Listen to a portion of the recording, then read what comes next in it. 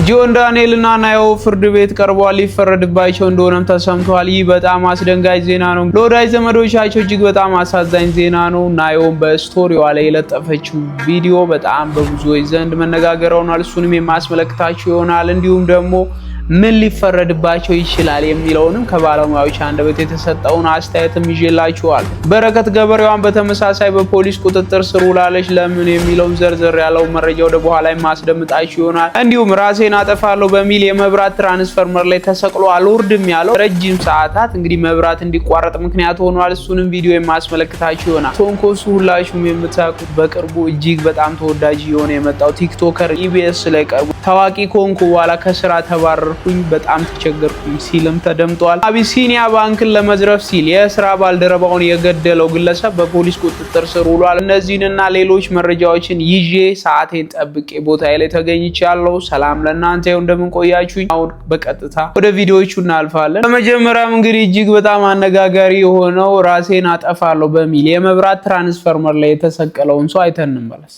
ራሴን አጠፋለሁ በማለት የኤሌክትሪክ ማስተላለፊያ ወይም ትራንስፈር ላይ የወጣው ግለሰብ በሱ ምክንያት በአሁኑ ሰዓት መብራት ተቋርጧል። በደቡብ ምዕራብ ኢትዮጵያ በሸካ ዞን የምትመለከቱት ግለሰብ እንደምታዩት የኤሌክትሪክ ማስተላለፊያው ላይ ወጥቷል። እሱንም ከአደጋ ለመጠበቅ በአሁኑ ሰዓት በአካባቢው ለሰዓታት መብራት ተቋርጧል። ግለሰቡ ስሙ ሙሌ ይባላል። በአሁኑ ሰዓትም እባክህ ሙሌ ስለፈጠረ ውረድ እባክህ እየተባለ ይገኛል። እባክህ ውረድ ችግርን መንግስት ያየዋል የሚለው ቪዲዮ እንግዲህ እዚህ ጋር ነው የሚመጣው። ለማንኛውም ራሴን አጠፋለሁ በሚል የመብራት ትራንስፈርመር ላይ የተሰቀለው ሰው እንግዲህ የሰው ልጅ ሲሞት ዝም ብለን አናይም በማለት መብራቱን አጥፍተውታል ማለት ነው።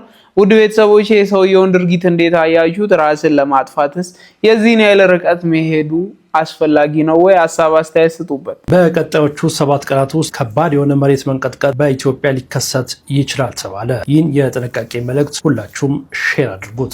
ሰሞኑን በአፋር ከተከሰተው የቮልካኖ ፍንዳታ በኋላ ኢትዮጵያን ጨምሮ ሱዳን፣ ሶማሊያ እና ኬንያ ላይ በቀጣዮቹ 7 ቀናት ውስጥ ከባድ የሆነ የመሬት መንቀጥቀጥ ሊከሰት ስለሚችል በተለይ ስምጥ ሸለቆ ውስጥ የምትኖሩ ኢትዮጵያውያን ከባድ ጥንቃቄ ማድረግ እንደሚገባችሁ ከባህር ማዶ የወጡ መረጃዎች ያመለክታሉ። እንግዲህ የመሬት መንቀጥቀጥ ሊከሰት ስለሚችል ቅድመ ጥንቃቄ እንዲሁም ጸሎት እንድታደርጉ ነው። መቼም እኛ ተጠንቅቀን ምንችለው ነገር የለም። መድኃኒዓለም እሱ ይጠንቀቅልን ስለኛ እንጂ።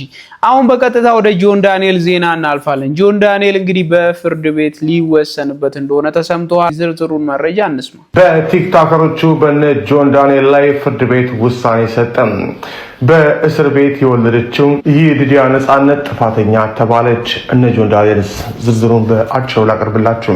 የኢትዮጵያ አየር መንገድ ወደ መቀሌ ሊያደርግ የነበረው በረራ በመሰረዙ ምክንያት በአውሮፕላን ውስጥ አምባጓሮ በመፍጠር ክስ የተመሰረተባቸው 6 ተከሳሾች ላይ ፍርድ ቤቱ ዛሬ ውሳኔ አስተላልፏል። በዚህ መሰረት በነ ዮሐንስ ዳንኤል የክስ መዝገብ ከተካተቱት መካከል 5ኛ ተከሳሽ እሌኒ ክንፈ በቀረበባት ክስ በበቂ ሁኔታ ራሷን በመከላከሏ ከክሱ ሙሉ በሙሉ በነፃ እንድትሰናበት ፍርድ ቤቱ ወስኗል። በሌላ በኩል 1ኛ ተከሳሽ ዮሐንስ ዳንኤል፣ አማኑኤል ሞጫ፣ ናትናኤል ወንደሰን፣ ኤልያስ ድሪባ እና የሊዲያ ነጻነት አቃቢ ያቀረበባቸው የሰነድ የቪዲዮና የሰው ማስረጃዎች ማስተባበል ባለመቻላቸው ጥፋተኛ ተብለዋል። በክስ ሂደቱ ላይ ነፍሰ ጡር የነበረችው 6ኛ ተከሳሽ ሊዲያ ነጻነት ልጇን በማረሚያ ቤት መውለዷ ይታወቃል። ምንም እንኳን የጠቅላይ ፍርድ ቤት የዋስትና መብቷን አክብሮላት ከእስር ተለቃ ክሷን ስትከታተል የቆየች ቢሆንም ዛሬ በዋለው ችሎት ጥፋተኛ በመባሏት ተመልሷ ወደ ማረሚያ ቤት እንድትገባ ታዟል። የቤተሰብ ምንጮች ለዛሀበሻ እንደገለጹት የሊዲያ ነጻነት አንደኛ ተከሳሽ ዮሐንስ ዳንኤል ጋር የፍቅር ግንኙነት የነበራት ሲሆን በማረሚያ ቤት የወለደችው የልጁ እናት ናት። በተጨማሪም 1ኛ ተከሳሽ ዮሐንስ ወይም ጆን ዳንኤል ከረብሻው ክስ በተጨማሪ በቀረበበት 3ኛ ክስ ማለትም የኮምፒውተር አዋጅን በመተላለፍ ከአየር መንገዱ ጋር በተያያዘ የስም ማጥፋት ወንጀል በመፈጸሙም ጥፋተኛ ተብሏል። ክሱ የተመሰረተው ነሐሴ 16 ቀን 2016 ዓ.ም በተከሰተ ክስተት መሆኑ ይታወቃል። ንብረትነቱ የኢትዮጵያ አየር መንገድ የሆነ አውሮፕላን ተሳፋሪዎችን አሳፍሮ ወደ መቀሌ ለመብረር የአየር ትራፊክ ፍቃድ መጠባበቅ ላይ እንዳለ በመጀመሪያ የአየር ሁኔታ መብረር እንደማይችል በመቀጠልም ከምሽቱ 4 ሰዓት ላይ የመቀሌ አየር ማረፊያ በመዘጋቱ በረራው ሙሉ በሙሉ መሰረዙ ለተሳፋሪዎች ተገልጾላቸው ነበር። ተከሳሾቹ ይሄን የአየር መንገዱን ውሳኔ ባለመቀበል በአውሮፕላን ውስጥ አምባጓሮ በመፍጠር ረብሻ አስነስተዋል በሚል አቃቤ ክስ መስቶባቸው ጉዳያቸው በፍርድ ቤት ተቆይቷል። ፍርድ ቤቱ ጥፋተኛ በተባሉት 5 ተከሳሾች ላይ አቃቤ የቅጣት አስተያየቱን፣ የተከሳሽ ጠበቆች ደግሞ የቅጣት ማቅለያቸውን እንዲያቀርቡ ለህዳር 18 ቀን 2018 ቀጠሮ መስጠቱን የፍርድ ቤት ዘጋቢዎቻችን ገልጸዋል። ዛሬ ፍርድ ቤት ይቀርባሉ፣ ግን ዛሬ ውሳኔ ይሰጣል ማለት አይደለም። ምክንያቱም ያዳምጣል የሁለቱንም ክርክር። ስለዚህ አቃቢ ህጉም ጠበቃውም የሚያቀርቡትን ሀሳብ ከሰማ በኋላ ውሳኔ ለመስጠት እንደገና ለሰኞ እንደሚቀጠር ነው የተሰማው። ለማንኛውም የዳኛው ውሳኔ ምን ሊሆን ይችላል? በባለሙያዎች አስተያየት እስኪ እንስማ። በቲክቶከሮቹ በነ ጆን ዳንኤል ላይ የሚፈረድባቸው ፍርድ ምንድን ነው? የህግ ባለሙያ አነጋግረን ነበር። ጉዳዩን በቅርበት የሚከታተሉ እሳቸው የነገሩን አካፍላችኋለን። በትናንትናው ዘገባችን ላይ እንደነገርናችሁ ጆን ዳንኤል 5ቱ ጥፋተኛ ተብሏል። 6ኛዋ ደግሞ በነፃ መሰናበቷን ዘግበን ነበረ። ስለዚህ ነገ ሐሙስ ፍርድ ቤት ይቀርቡና የቅጣት ማቅለያቸውን ያሰማሉ። እንደዚሁም ደግሞ አቃቢ ህግም የቅጣት ማክበጃውን ያቀርባል። ከዛም ፍርዱ ሰኞ ወይም ማክሰኞ ሊሰጥ ይችላል ተብሎ ነው የሚጠበቀው። ምናልባትም አንዳንድ ጊዜ በነገው ዕለት ከደረሰላቸው ሊሰጡ ይችላሉ። ግን ምንድነው የሚጠበቀው የሚለውን መረጃ አካፍላቸዋለሁ። እነ ጆን ዳንኤል ጥፋተኛ የተባሉበት የህግ አንቀጽ 441 ሲሆን ይህ አንቀጽ የመንግስት ሰራተኛን ያለመታዘዝ የሚል ሲሆን በዚህ አንቀጽ ጥፋተኛ የሆነ ሰው 3 ዓመት በማይበልጥ ቀላል እስራት ወይንም 5,000 ብር ሊቀጣ ይችላል የሚል የህግ ድንጋጌ በወንጀለኛ መቅጫ ህጉ ላይ ሰፍሮ እናገኛለን።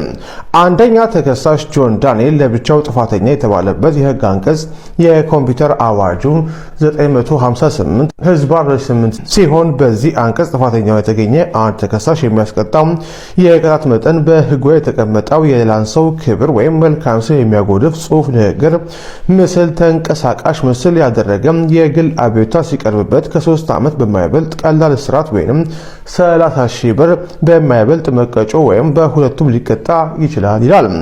ይህ ቀጥተኛ የህጉ ትርጓሜ ሲሆን ተከሳሾቹ የቀደመ ወንጀል አለመኖራቸው፣ ማህበራዊ አገልግሎት መዋዕታቸውና የመሳሰሉት የቤተሰብ ኃላፊ መሆናቸው የሚሉት ማቅለያዎች ሲያዙላቸው ቅጣቱ የሚቀንስበት እድል አለ ሲሉ የዛሀበሻ የህግ ክፍል አማካሪዎች ገልጸዋል።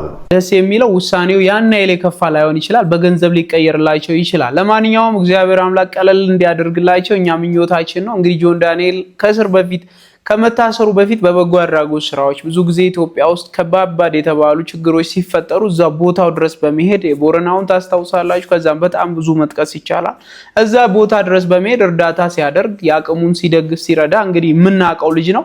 ስለዚህ ያን አይተው እንግዲህ ዳኞች እንደሚያቀሉለት በጣም እርግጠኛ ነን። እናየው ደግሞ የልጅ እናት በመሆኗ አዲስ መጫት በመሆኗ የወለደችውም ያው በኦፕራሲዮን በመሆኑ ሊቀልላት እንደሚችል በጣም እርግጠኛ ነን። በገንዘብ እንደሚቀየርላቸውም ተስፋ እናደርጋለን። እናንተም መልካም ምኞታችሁን ኮመንት ላይ አስቀምጡ። የነ ጆን ዳንኤል እና የነ ናዮ ጉዳይ እንግዲህ ከዛሀበሻ ያገኘሁትን መረጃ በዚህ መልኩ አምጥቼላችኋለሁ ቤተሰቦቼ። አሁን ወደ ሌላ ቪዲዮ እናልፋለን። ጓደኛውን አብሮት የሚሰራውን ጥበቃ የስራ ባልደረባውን እንዴት አድርጎ ገድሎ ባንክ ቤቱን ዘርፎ እንደተሰወረ እያሳየ ነው የምትመለከቱት ግለሰብ እንግዲህ 2015 ዓ.ም ላይ የአብሲኒያ ባንክ ጥበቃ ሰራተኛ ነበር። ታዲያ አብሮት በጥበቃነት የሚሰራውን የስራ ባልደረባውን ጓደኛውን ጭካኔ በተሞላ መልኩ በፌሮ መጥቶ በመግደል የባንክ ቤቱን ካዝና ሰብሮ ከ2,400,000 ብር በላይ ዘርፎ ይሰወራል። ታዲያ ፖሊስ ሲያደርግ በቆየው ክትትልም ግለሰቡ ስም ቀይሮ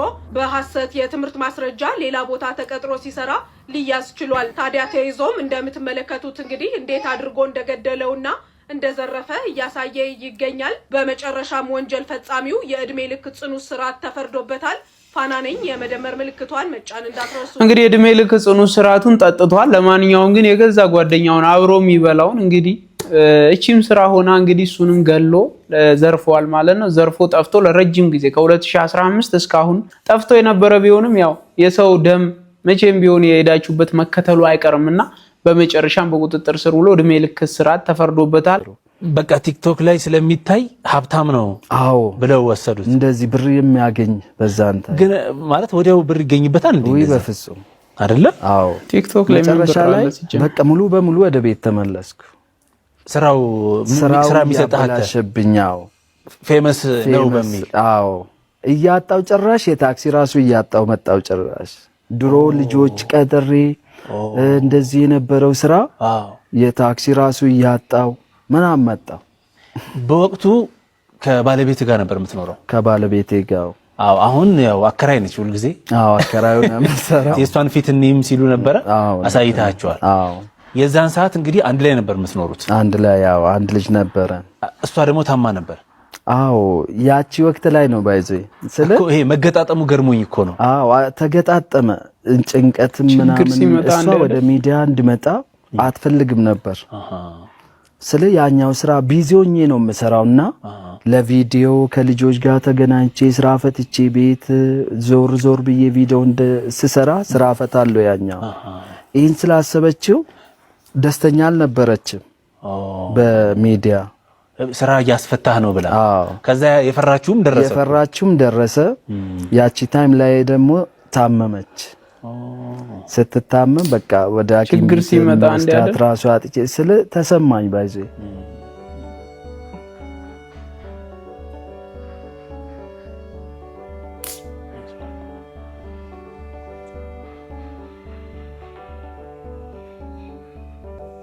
ድህነት ውሻ ትንሽ ብር ነበር ስለ ወደ ሐኪም ቤት መውሰጃ ራሱ አጥቼ የሷ ፋሚሊ ብር ልኮ ሲያዛክሙ በቃ በጣም ተሰማኝ። ብቻ በቃ በጣም እና ስራዬ ማጣው ባለሟኝ ሰው ስራዬን እየወደደ ሰው የውስጤን አላወቀም። ብር እንዳለው አድርጎ እየቆጠሩን ስለነበረ እኔ ደግሞ ብር አጥቼ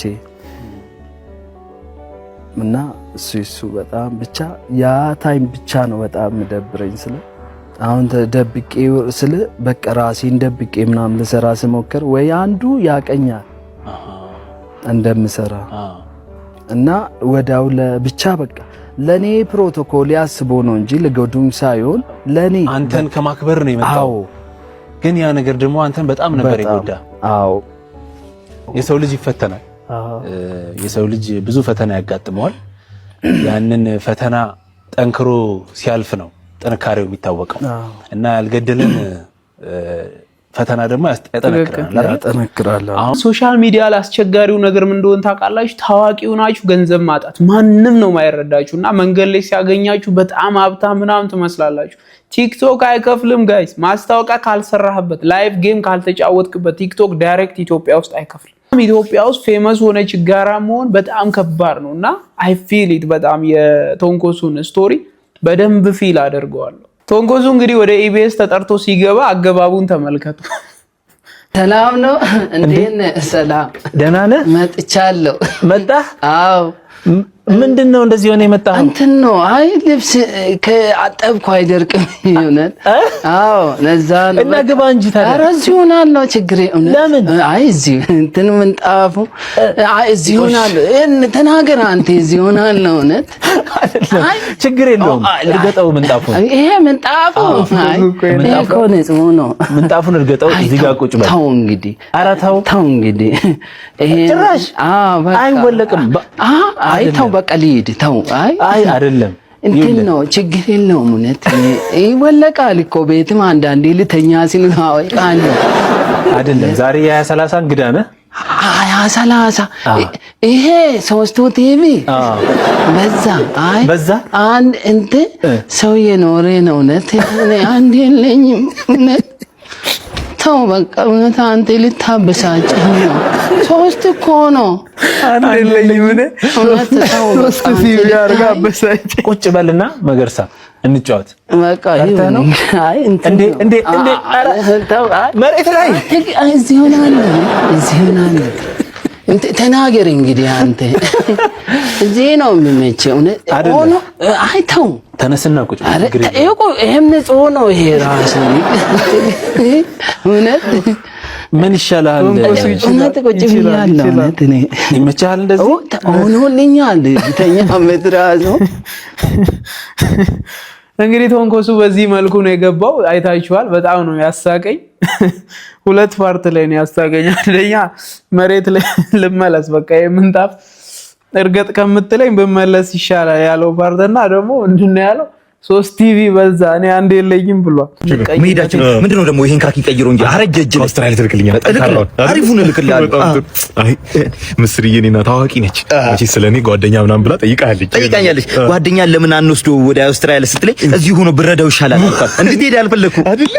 ገና ለገና ውጪ ልወጣ ነው ብለህማ ባህልና ወግህን መልቀቅ የለብህም። የምቀኝነት ሸር ክፋት ምናምን እንዳትተው እንዳትተው። እኔም ባይሳካል ደስ ይለኝ ነበር ግን ይኸውልህ እንዳንተ በጊዜ ይሄ ቀና ያለ ሰው ጠብሶ ጣፍጦ ህይወትን ማጣፈጥ ነው እንጂ እኔ 23 ዓመት ገርፍ እንደና ላየም አይቻተም። የእጅ ቦምብ እኮ ነች እንጂ ነች እኮ አጥፍቶ ጠቢ ነች። የኔ ከርታታ ሽኝቱ እንዳቀር ሰፈር ውስጥ እኔና ዝናሽ ብቻ ቀረን።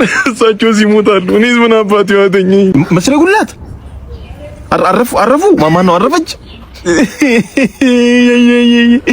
ለሱማ መርዶ ነው ለኛው ነው ምስራች እንደርሷልና ምስርዬ ጉድ አደረግኝ። የዚህ ሰፈር ሰው አፍ ላይ ጥለሽኝ ሄድሽ። ምስርዬ ጠራሽልኝ። ምስርዬ ለመሞት ውስጥ ወደ ሰው አውስትራሊያ ይሻል ነበር። እኛ ላይ ጥላ ሄደች። ለፕሌን ውስጥ እንኳን ብታርፍልኝ ይሻለኝ ነበር። እኛ ምላስ ላይ ጥላ ሄደች። የ75 ዓመት አሮጊት ተማምነ ብዙ ለፈለፍክ አንተና እናትህ ብዙ አወራችሁ። ሞተች ሄደች። እዚሁ ፀሐይን አዋራን ጠጣታለህ ትቦክታታለህ። አይዞህ ይሄ ባለፈው ሰው ፊት ያሽጓጠጥክብኝ ምናምን ታኪ ነበር ያዘው። እኔ አዲስ ገዝቻለሁ። ምክንያቱም አንተ ብር የለህማ። መመረቅን ረስታል። አዙረው እንግዲህ አይዞህ ምስርዬ ጉድ አደረግኝ። ምስርዬ ለምቀኛ ኮሚኒቲዬ መችሽ አባቢ ኦርቶዶክስ ነህ ወይስ ሙስሊም ነህ? ከየትኛው ወገን ነህ? ወንጌል አማኝ ነህ? እንግዲያውስ በሃይማኖት የተከለከለ ነገር በሕገ መንግስቱ ወንጀል የሆነ ነገር ሴት ለሴት እየተላላሱብን ነው። ወንድ ለወንድ እየተላላሱብን ነው። ቲክቶክ ላይ ሶሻል ሚዲያ ላይ በግልጽ እየመጡ ነው። ይሄንን ነገር እንደ ቀልዳኔ ወንድሞቼ፣ እህት ካለ ለእህት እዘን፣ ታናሽ ወንድም ካለ ለታናሽ ወንድም እዘን። እኛ የምንከፍለውን መስዋዕት እንክፈል ወንድሞቻችን። ሰው እንደ ቀልዳኔ ደሞ ፎሎ የምታረጓቸው ደሞ ሼር የምታረጉላቸው ሰዎች ተው። ስላያችሁት ብቻ ያን ቪዲዮ ንስሐ ግቡ። እግዚአብሔር ምስክሬ ነው። ሁላችንም እንደ ቀልድና ምድር ልጠፋ ነው። ይሄው ምልክቱን እያየን ነው። ከክረምት ጀምሮ መሬት ሲንቀጠቀጥ እንደ ቀልድ እንዳትዩት። እሳተ ገሞራው ሲጎመን እንደ ቀልድ አትዩት። ጎርፉ ሰው ሲጠፋ እንደ ቀልድ አትዩት። ተው ሰዎች ተው። በመድኃኔዓለም እንደ ቀልድ እንዳናይ። ሙስሊም የሆንክም በሙስሊም በቁርአን ይዣችኋለሁ። ይህም ቪዲዮ ብዙ ሺህ ሰው ጋር እንዲደርስ ኮፒ ሊንክ፣ ሼር፣ ሪፖስት አድርጉልን። የሴት እግር ኳስ ተጫዋቾች ውስጥ እንደዚህ አይነት ግንኙነት ላይ ያሉ ሰዎች አሉ። በማስረጃና በመረጃ ነው የመጣሁት። ለሚመለከተው አካል ሰጥቻለሁ። መልሱን እየተጠባበቅን ነው። ይኸው ጉልበት አላቸው፣ ቼን አላቸው። አዘጉብኝ። 100 ምናምን ሺህ 11 ሺህ ተከፈተ፣ አዘጉብኝ። አሁን ደግሞ ላይቭ እንዳልገባ ደግሞ ከልክሎኛል። ይህን የምታውቁት ቲክቶክ ተጠቃሚ የሆናችሁ ሰዎች የከለከሌ ለምንድን ነው? ምክንያቱም ከ1000 በላይ አልፌያለሁ። ለማንኛውም ይህን ቪዲዮ ኮፒ ሊንክ፣ ሼር፣ ሪፖስት አድርጉልኝ። እኔ አዳዲስ ነገሮችን በዚህ ጉዳይ ላይ ይዤላችሁ እመጣለሁ። ለወዳችሁ ያደሩ ያው ይዛቱ፣ ለወዳችሁ ያደሩ በውስጥ መስመር ስድብ ሊላኩ እቀበላለሁ። ትውልድ ይዳን። እኔ ልደፋ፣ እኔ ልሙት። እናንተ ብቻ ይህን ቪዲዮ ኮፒ ሊንክ፣ ሼር አድርጉልኝ። አመሰግናለሁ። አንተን እግዚአብሔር ይጠብቅ። እንዲህ አይነቶቹን ልቦና ይስጣቸው በንስሐ እንዲመለሱ። ካልሆነ ግን እኛ ደግሞ የምናበረታታ ሰዎች ኮፒ ሊንክ ሼር በማድረግ እነሱንም በማየት እውነት የምናበረታታ ሰዎች እግዚአብሔር ይገስጸን፣ እውነት ይቅር ይበለን ሁላችንንም። ለማንኛውም ግን ይህን ጉዳይ እንደቀላል ማየት የለብንም። ሁላችሁም ይሄ ቪዲዮ እናንተ ጋር ከደረሰ እንግዲህ በደንብ ሼር በማድረግ እንዲህ አይነት ነገሮችን እንደማንቀበል አስረግጠን ማሳወቅ አለብን። አስቴር ወረኛዋ ተመልሳለች። ታፈሱ እመትቲ እኔ ምልሽ ታፈሱ ከሰዎች ጋር እየተከራከርን እኮ። ቆይ አሁን አንቺ ሰራተኛ ብለሽ ነው ደስ የሚልሽ ወይስ አጋዥ ነው? ቤቱን የሚያጠዳባን ነው ትዬ። ቤቱንም የምታጸጂው አንቺ ነሽ። ምግቡንስ የሚሰራ እሱንም አንቺ ነሽ። ሞጫሊቱንስ የሚይዝት ልጁንም አንቺ ነሽ የምትይዙ። ታዲያ እርሱ የትኛውን ስራ ሰርቶልኝ ነው ያገዝኩት? እኔ ሰራተኛ ሙሉ ስራው የምሰራ። ስለዚህ ሰራተኛ ነሽ ማለት ነው። አትጂኒ በፈለጉት ይጥሩኝ፣ በጊዜ ያለቃ አይበሉኝ፣ ደሞዜን በስርዓት ያስገቡ። የቤት ውስጥ ዋናው ይሄ ነው። ሰራተኛ አጋዥ። እርሶ ቢሮ ነው ሰራተኛ ነው አጋዥ ተብሎ ነው የሚጠሩ። እኔ ቢሮ ፊት ሲሰጡሽ እኮ አንቺ እንደው የምትጠይቂውን እንኳን አታውቂም። በይ አሁን ወደ ስራሽ ግቢ። በቃ ሰራተኛ ነው ስማቸው፣ አትቀባቡት ነው። ሌላ ትርጉሙ ምንም የለም። ሁሉንም ስራ እየሰራን አጋዥ ምትሉን ምኑን አግዛችሁን ነው ብላለች። እሺ እቺ የማዳም ቅመም ደግሞ ተመልሳለች። አልቻልኳትም። በቃ ይዋት እስኪ ብቻችሁን አትሳፈጡ። ወንደላጤ ቤት ብቻሽን ኪንኪን እያልሽ አትሂጂ። ሰብሰብ ብላችሁ በኮሚቴ ሄዱ። የሚሻለው እንደሱ ከሄዳችሁ ምን አትሄዱ ነው ምክሬ። ከሄድሽም በግር ብለሽ እጂ ኮሚቴ ሆነሽ እንጂ ብቻሽን ስንት እዚህ ድረስ የተከፈተ ነገር ለብሰሽ ቀሚስ ለብሰሽ ገምስ ጸይሙን የሚያምረው ግርሽን ሎሽን ተቀብተሽ አንተ የጠፍተህ ነው ገምናም ብለሽ ገብተሽ አንቺ እኮ ለራስሽ ጉድጓድ ቆፋሪ ነሽ። የራስሽን ጉድጓድ ነው የምትመሺው። እንደዚህ አታርጉ። ብቻችሁን አትሁኑ። ካገባችሁ ሰው ጋር ብቻ ነው በብረት የምትሆኑ። ካላገባችሁ ሰው ጋር ብቻችሁን አትሁኑ። ያው ተመክራችኋል። ወንድ ላጤ ቤት ብቻችሁን አትሂዱ። ሰው ምንም አታሳስቱ፣ እናንተም ራሳችሁ ጉድጓዳችሁን አትቆፍሩ ብሏል ፓስተር ቸሬ። በረከት ገበሬዋ መታሰር በዋሽንግተን ዲሲ የሚገኙት አምባሳደር ማብራሪያ ጠየቁ። በኢትዮጵያ በቁጥጥር ስር ስለዋሉት ታዋቂ የማህበረሰብ አባል ወይዘሮ በረከት ገበሬዋ ሁኔታ በዋሽንግተን ዲሲ የሚገኘው የኢትዮጵያ ኤምባሲ ይፋዊ መግለጫ እንዲሰጥ መጠየቁን አስታወቀ። ትብብሩ ለኢትዮጵያ አምባሳደር ብናልፍ አንዱዓለም በላከው ይፋዊ ደብዳቤ በኢትዮጵያም ሆነ በዲያስፖራ የሚገኙ በርካታ ግለሰቦችና ድርጅቶች በወይዘሮ በረከት ደህንነትና ሕጋዊ ሁኔታ ላይ ጥልቅ ስጋት እንዳደረባቸው ገልጸዋል።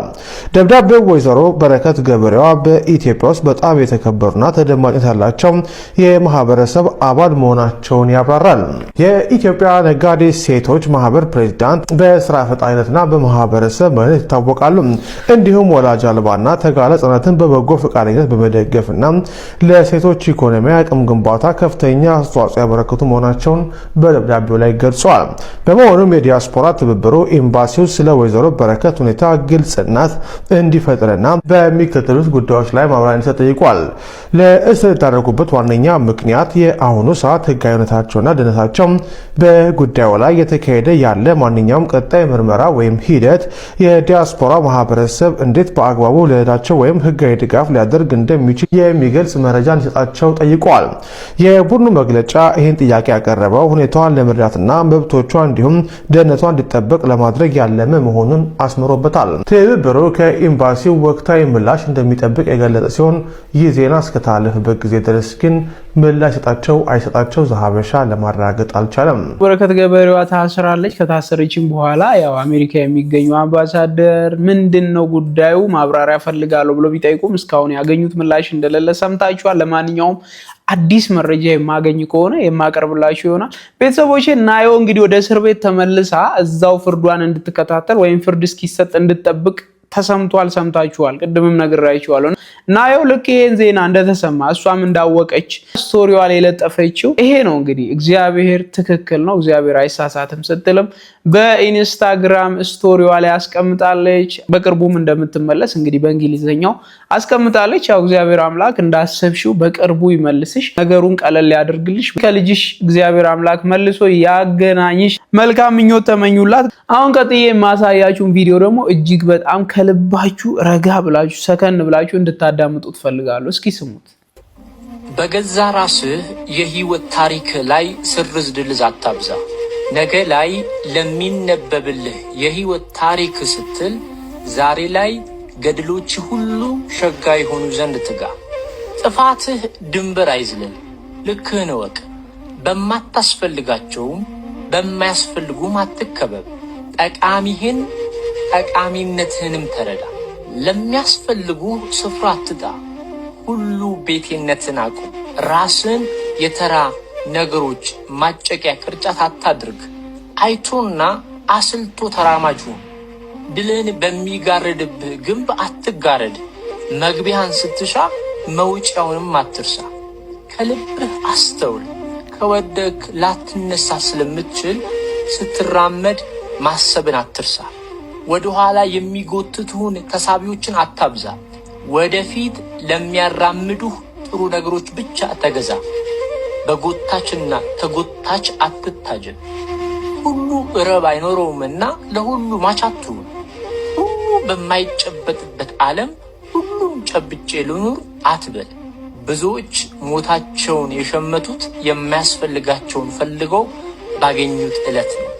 ትኩረትህ በሚያምርህ ላይ ሳይሆን በሚበጅህ ላይ ይዋል። ለሁሉ መሮጥ ሁሉን አያስገኝም። ሁሉን ከማግበስበስ መርጦ መኖርን ባህሪ አድርግ።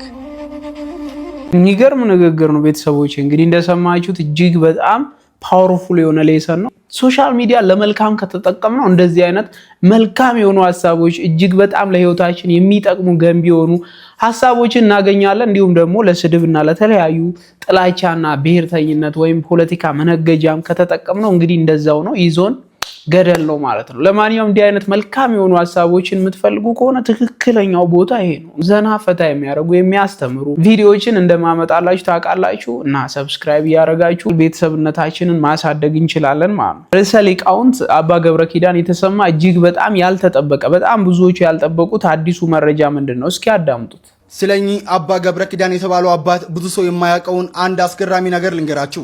እኚህን አባት እንግዲህ በርካቶቻችሁ በሶሻል ሚዲያ በሚሰጡት ትምህርቶች ታውቋቸዋላችሁ። እናም እኚህ አባ ገብረ ኪዳን የተባሉ አባት በስማቸው የየትኛውም የባንክ አካውንት የለ ሲሆን ወደፊትም እንደማይኖርና ቀሚስም ገብረ ማርያምና ወለተ ማርያም የተባሉ ግለሰቦች እንደሚገዙላቸው ተናግረዋል። አባ ገብረ ኪዳን ደሞዝ የላቸውም።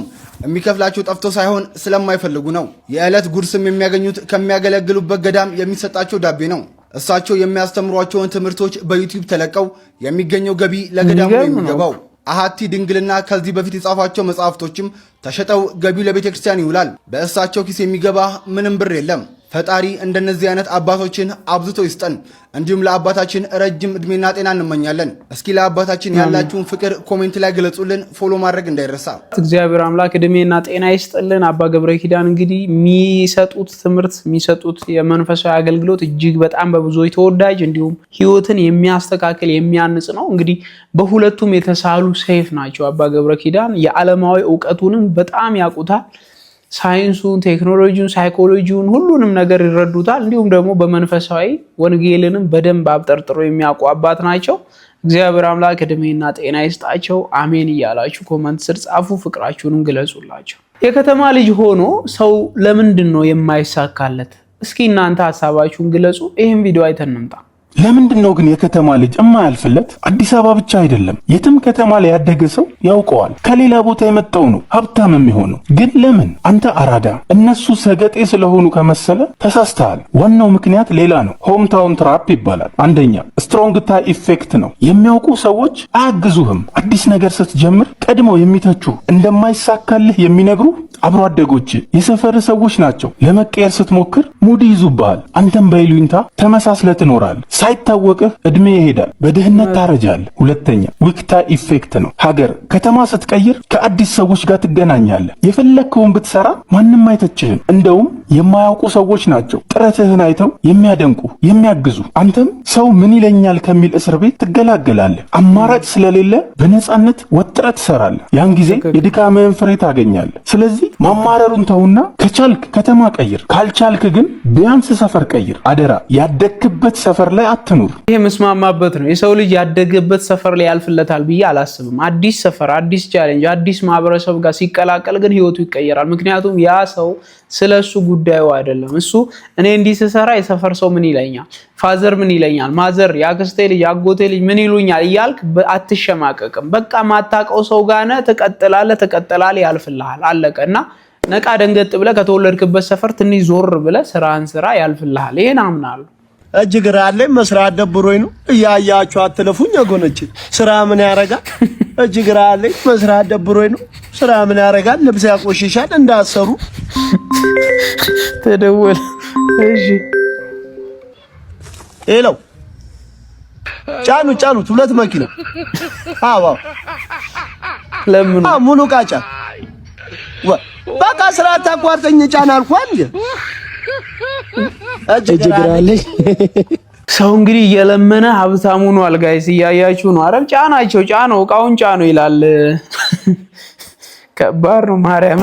ጋይስ አሁን እንግዲህ ከማን ያዘዋል ጋር እያወራን ነበር ስለ ትናንትናው ታላቅ ሩጫና አንድ ነገር ልነግረው ፈልጋለሁ። ምን እንዳስተዋልኩኝ ትናንትና አብሮነታችንና አንድነታችን በስፖርት ነበረ።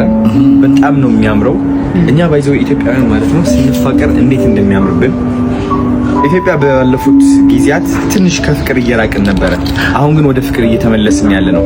አሁን ደግሞ ለኢትዮጵያ ሕዝብ አንድ ቻሌንጅ መስጠት ፈልጋለሁ። ራሳችሁ ላይ እግዚአብሔር መመልከት እንድትፈልጉ ከመመልከትም በላይ እንድትፈልጉ ሆን ብላችሁ ቁጭ ትሉና እስኪ እኔ ላይ እግዚአብሔር ልፈልግ። እግዚአብሔርን ራሳችሁ ላይ የምትፈልጉ ከሆነ ፍቅርን ታገኛላችሁ። ግን ሌላው ቻሌንጅ የሚሆነው ምንድነው? ከራሳችሁ አልፋችሁ ካጠገባችሁ ያለ ሰው ታክሲ ላይ ተሰልፎ ያለው እሱን ተመልከቱትና እግዚአብሔር ፈልጉለት እስኪ። መጥፎነቱ በምንም ተአምር ሊታያችሁ አይችልም። እሱን ሰው ማወዳደቅ አትችሉም። because ፍቅርን ነው እየፈለጋችሁት ያላችሁ። ሰው ብቻ ላይ ሳይሆን የረገጣችሁት መሬት ላይ ያያችሁት ዛፍ ላይ እግዚአብሔርን መፈለግ ልምዳችሁ ይሁን። ከዛ ምንድነው የሚፈጠረው? ኢትዮጵያ ትለመልማለች። ኢትዮጵያ በፍቅር ነው የምትበለጽገው። የበለጠ አይደል? አንድ እንሆናለን ሁላችንም ማለት ነው። ስለዚህ እግዚአብሔርን እንፈልግ፣ እርስ በራሳችን እንታስባለን። ኤግዛክትሊ እንደራሱ አድርጎ ነው የሰራን አምላካችን። የሱ አካል የኛ አካል ነው፣ የኛ አካል ደግሞ የሱ ነው። ጸጥ በልና እኔ እግዚአብሔር አምላክ እንደሆንኩ እወቅ ይላል። ልባችን ላይ ነው ያለው አምላካችን፣ መንፈሳችን ላይ ነው፣ ውስጣችን ላይ ነው። ያ ኃይል ነው ትክክለኛው መንቃትና ያን ስታየው ሁሉ ነገር ውስጥ ያለውን እግዚአብሔር በቀላሉ ማየት ትችላለህ። አሜን። ያን ደግሞ አዶኒ እጅግ በጣም በአማረ ሁኔታ እያደረገ ነው። በጣም ነው የኮራውብህ። ይሄ የፍቅር ብርሃን በእያንዳንዱ ሰው ልብ ውስጥ እንፈልግ። በጣም ነው አመሰግናለሁ አዶኒ። ባይ ዘ ወይ ትልቁ ቻሌንጅ የሚሆነው ምን እንደሆነ ታውቃላችሁ ጋይስ? እንደዚህ መንገድ ላይ እያለፋችሁ እያለ የማይሆን ነገር የሚያደርግ ሰው ካያችሁ፣ ብዙዎች ለምሳሌ ሱስ ውስጥ ያለ ሰው ሊሆን ይችላል። በብዙዎቻችን እንድንኮንነው የሚያደርገን ነገር የሚያደርግ ሰው ካያችሁ እሱ ውስጥ የምታዩት ያ መኮነን ያለበትን ጸባይ ሳይሆን ምንድነው የምትፈልጉት? እግዚአብሔርን መፈለግ ጀምሩ። እናንተ የምትጠየፉት ቦታ ላይ እግዚአብሔርን መፈለግ ጀምሩ። የዛኔ ከመጥፎ ቦታ ፍቅርን ማውጣት ትለማመዳላችሁ። አትፍረዱ ነው አይደል የሚለው ቃል? አትፍረዱ፣ በቃ አትፍረዱ። አለመፍረድ ፍቅር ነው። ባይዘው በቃ አለመፍረድ ማለት ፍቅር ነው ማለት ነው።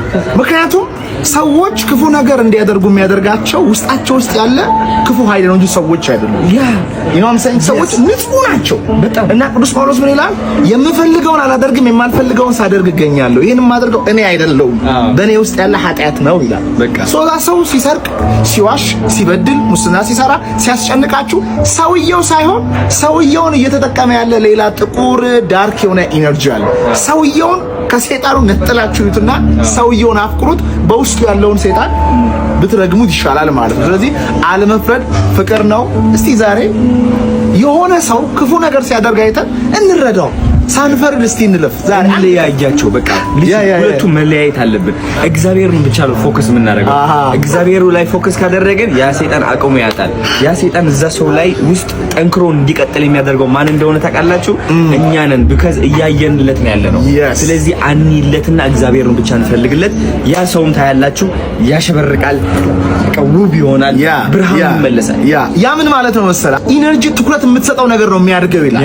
ለምሳሌ ይሄ ችግኝና ይሄ ችግኝ ለዚህ ውሃ እያጠጣው ይሄን በከለከለው ይሄ ያድጋል፣ ይሄንኛው ደግሞ ይሞታል ማለት ነው።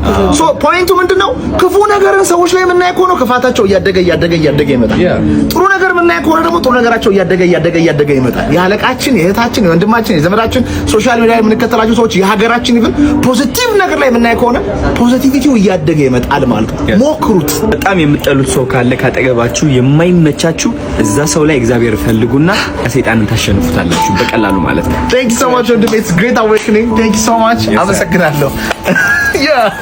እንግዲህ አዶኒ በጣም የትውልዱን የማንቃት ስራ በደንብ እየሰራ ነው። ራሱም እንግዲህ ነገሮችን በደንብ አንደርስታንድ የሚያደርግ ሰው እንደሆነ፣ ሃምብል እንደሆነ፣ እንዲሁም ደግሞ በጣም ካልም የተረጋጋ ሰው እንደሆነ በተደጋጋሚ ያሳይቶናል። በጣም ያስገረመኝ የበቀደሙ የታላቁ ሩጫ ቀን እዚህ ጋር የተቀባውን ቀለም አጥፋ ሲባል ያጠፋበት፣ ላይቭን አጥፋ ሲባል ያጠፋበት። ምክንያቱም ታስታውሳላችሁ ከዓመት በፊት ጆን ዳንኤል ላይቭን አጥፋ ሲባል አላጠፋም በማለቱ ነው እስካሁን እስር ቤት እየታሸ ያለውና መታዘዝ እሺ ማለት ምን ያህል ሃምብልነት መሆኑን አዶኒ አሳይቷል። በዛ ላይ ደግሞ ራሱንም ከአደጋ ፕሮቴክት አድርጓል ማለት ነው ታዛዥ በመሆኑ። ለምንድን ማጠፋው መብቴ እኮ ነው ምናምን ብሎ ቢደነፋ ከአውሮፓ እንደመጣ እዛ የለመደው የዲሞክራሲ ምናምን ነገር ቢያጫውተው እዚህ ጋር ምን እንደሚከተለው ሁላችንም እናውቃለን። እና አዶኒ በጣም በንቃት እና በሃምብልነት እየቀጠልክ ስለሆነ በጣም ብራቮ ብለናል። ለማንኛውም በዚሁ ቀጥለ ትውልዱ ላይ ብዙ ነገር እንደምትለውጥ እናምናለን። ለዛሬ ያመጣውላችሁ ቪዲዮዎች እነዚህን ይመስላሉ። በእርግጠኝነት ተምራችኋል። እንዲሁም ደግሞ ቁም ነገር አግኝታችሁበታል። በቀጣይ በሌላ ቪዲዮ እስክንገናኝ ሰብስክራይብ ካላረጋችሁ ሰብስክራይብ አድርጉ፣ ላይክም ካላረጋችሁ ላይክ አድርጉ። ይመቻችሁ። ቻው